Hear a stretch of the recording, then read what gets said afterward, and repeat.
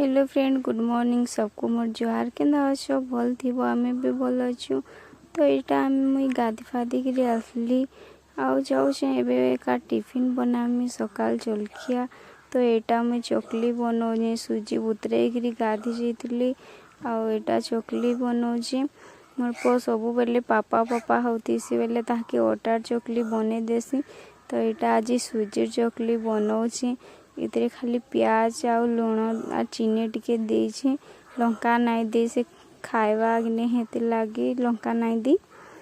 तो यहाँ रेडी हो गला मोर सुजी चकली चकली उसके सारसी। तापरे मुई माछ भाजवा लगे तेल दौची।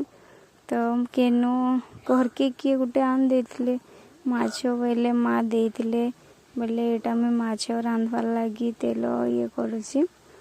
तो खाली बेसार देगिरी माछ के हल्दी तेल आ लुण मसला देगी गुलेगी रखी देथिली।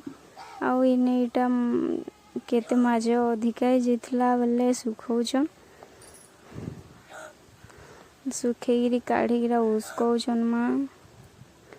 इटा तापरे मोर माछ रेडी हो गला। देखो आज मोर मार कथा मने पड़ुची ताहाके एंदा माछ भजा भल लागसी गुटा गुटा हेथिबा आउ बेसार बटा देलाटा भल न लागे बोले हेतिलाई तार कथा मने पड़ुची।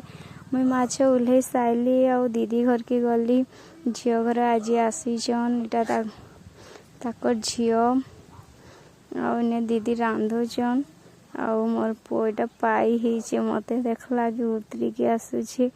हमें खिया पिया सालनु आ समस्ते बंध के जाइए बसीचु पाउचरे आउ दीदी ने खोरिकिना माजुचन आम इने एंजॉय करुचु बसिकी।